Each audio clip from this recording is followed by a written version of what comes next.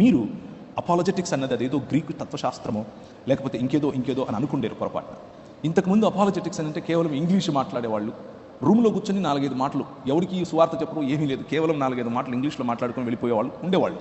అలా కాదు, తెలుగు భాషలో, మన సంస్కృతిలో, మన దేశంలో భిన్న మతాల మధ్య మనం కూర్చుని ప్రభు అయిన యేసు క్రీస్తు యొక్క దేవత్వాన్ని, ప్రభు అయిన యేసు క్రీస్తు యొక్క ప్రభుత్వాన్ని చాటి చెప్పటమే అపాలజెటిక్స్. అలా చేయగలగాలి, ధైర్యంగా చేయగలగాలి, అందరి ముందు చేయగలగాలి. సో మన ఉద్దేశం ఏంటి? మన ఉద్దేశం నేను నిలబడుకుని నాకు ఇంత జ్ఞానం ఉంది చూడు అని చూపించుకోవడం కోసం కాదు. మన ఉద్దేశం నేను ఇంత మాటకారిని చూడు అని ప్రజల ముందు చెప్పుకోవడం కోసం కాదు. మన ఉద్దేశం వాదనను గెలవటం కాదు. మన ఉద్దేశం వ్యక్తిని గెలవటం. మన ఉద్దేశం ప్రేమను చాటి చెప్పటం. మన ఉద్దేశం మన రాజు, ఆ రాజుకు తగినటువంటి మాటలను చెప్పటం, ఆ రాజుకు తగినటువంటి హుందాతనంతో క్రీస్తు ప్రేమను చెప్పటం.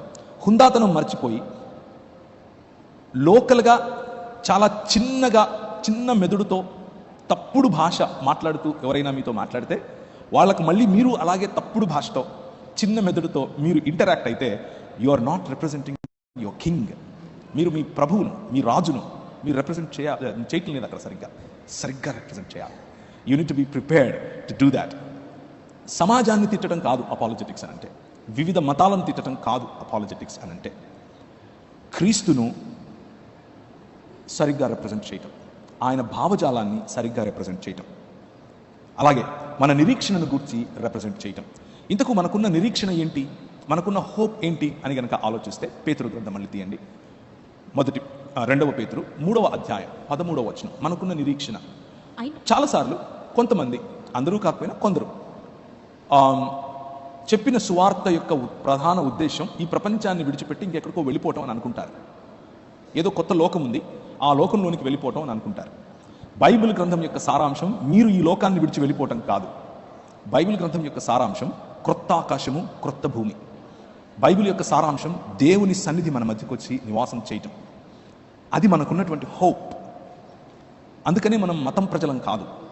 మన మార్గము నూతన ఆకాశం, నూతన భూమి, transformation of societies, transformation of nations, transformation of heavens and earth.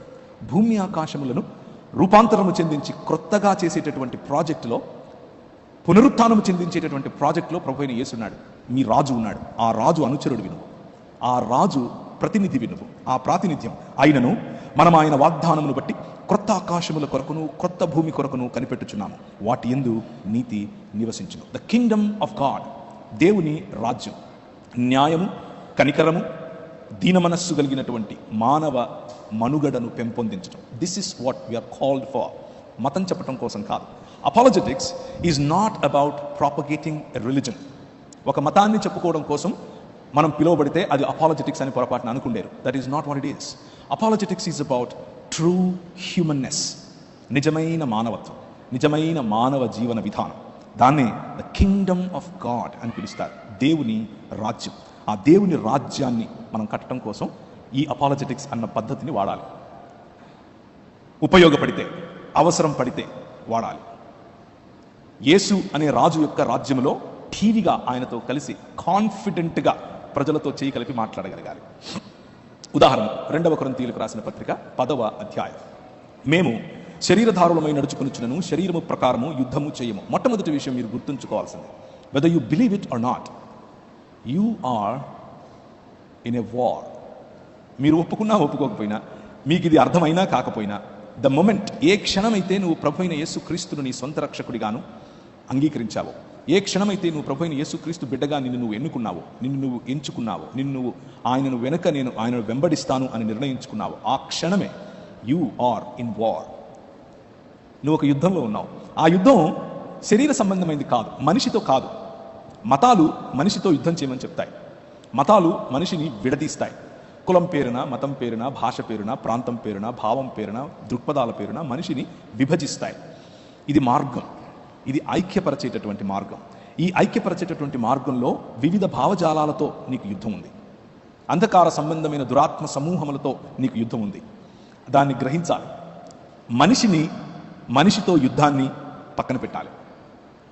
We are fighting with the powers and principalities of the air. అది ఆ స్పృహలో ఉండాలి. యుద్ధంలో ఉన్నావు అని గుర్తుపెట్టుకో. అయితే శరీరధారులమై మనం నడుచుకున్నా శరీరము ప్రకారం మనం యుద్ధం చేయకూడదు. మా యుద్ధోపకరణములు శరీర సంబంధమైనవి కావు కానీ దేవుని ఎదుట దుర్గములను పడద్రోయజాలినంత బలము కలవై ఉన్నవి. దేవుని ఎదుట దుర్గాలు. What are these lofty things that we're talking about? దుర్గాలంటే ఏమున్నాయి? There are many lofty things in this world. Religion ఒక దుర్గం, ఫైనాన్షియల్ రంగం ఒక దుర్గం, రక్షణ రంగం ఒక దుర్గం, రాజకీయ రంగం ఒక దుర్గం, ఫ్యాషన్ ఇండస్ట్రీ ఒక దుర్గం, మ్యూజిక్ ఇండస్ట్రీ ఒక దుర్గం, ఎంటర్టైన్మెంట్ ఇండస్ట్రీ ఒక దుర్గం, స్పోర్ట్స్ ఒక దుర్గం. ఈ దుర్గాలన్నీ కూడా ఏం చేస్తున్నాయి? అవి దుర్గములను పడద్రోయజాలినంత బలము కలిగింది మన భావజాలం. ప్రతి దుర్గాన్ని విడిపించాలి. బికాస్ ఎందుకు విడిపించాలి అని అంటే, అంధకార సంబంధమైన దురాత్మ సమూహముల యొక్క, లేకపోతే ఈ లోక దేవత యొక్క, ఈ లోక మర్యాదలో ఉన్నటువంటి రాజు దేవుడి యొక్క ప్రభావంలో ఇవన్నీ ఉన్నాయి. ఆ ప్రభావం నుంచి వీటిని విడిపించాలి. That is what apologetics is. Apologetics అని అంటే నోరేసుకుని వాగటం కాదు. It's about a bigger thought. It's about larger than life అన్నటువంటి ఆలోచన. Thinking about your king every single time, representing your king in every sphere and walk of life లైఫ్. ప్రతి ఇండస్ట్రీలో కూర్చున్న వాళ్ళు, గవర్నమెంట్ ఉద్యోగులు అయితే అక్కడ, ఇంజనీరింగ్ చేస్తే అక్కడ, పోలీసు ఉద్యోగంలో ఉంటే అక్కడ, రక్షణ రంగంలో ఉంటే అక్కడ, టెక్నాలజీలో ఉంటే అక్కడ, మ్యూజిక్లో ఉంటే అక్కడ, ప్రతి చోట కూడా ప్రభు అయిన యేసు క్రీస్తు యొక్క ప్రభుత్వాన్ని చాటి చెప్పాలి. That is where your war is. It is not just religion. నువ్వేదో ఆదివారం వస్తావు, చప్పట్లు కొడతావు, వెళ్ళిపోతాను అని అంటే apologetics is not for you. You belong to your religion and you stay there, that's fine. But if నువ్వు ఈ మతానికి పైగా క్రీస్తు అనే రాజుకు అనుచరుడిగా, క్రీస్తు అనే రాజుకు ప్రతినిధిగా బ్రతకాలి అని అనుకుంటే, మేము వితర్కములను, దేవుని గురించిన జ్ఞానమును అడ్డగించు ప్రతి ఆటంకమును పడద్రోసి ప్రతి ఆలోచనకు క్రీస్తుకు లోబడినట్లు చెరపట్టి మీరు సంపూర్ణ విధేయత కనపరుచినప్పుడు సమస్తమైన అవిధేయతకు ప్రతిదండన చేయ సిద్ధపడి ఉన్నాము అని పౌలు అంటున్నాడు కదా. This is the call. సమస్తమైన అవిధేయత, ప్రతి అవిధేయత. It is not just about నువ్వు ప్రార్థన చేయలేదే, నువ్వు బైబిల్ చదువుకోలేదే, నీ బట్టలు చిరిగిపోయి ఉన్నాయే, నీ కటింగ్ ఏంటి అలా ఉంది. This is not where our focus should be. Our focus should be on much larger things.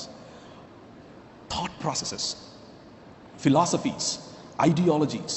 Look at your generation Z. మీ జన్ జీలను చూడండి ఒకసారి, మీ పిల్లల్ని, అంటే 2000 తర్వాత పుట్టిన వాళ్ళని ఒకసారి గమనించండి. ఇప్పుడు జెన్ జీ అయిపోయి జెన్ ఆల్ఫా వచ్చేసింది. అది 2020 నుంచి పుట్టిన వాళ్ళందరూ జెన్ ఆల్ఫా కిందికి లెక్క. ఇప్పుడు మళ్ళీ కొత్తగా నాకు ఒకరు చెప్పారు, ఆల్ఫా కూడా అయిపోయిందన్నా బీటా వచ్చింది అంటున్నారు. Whatever it is, look at them. వాళ్ళ ఆలోచన చూడండి. What kind of influence that they are going through.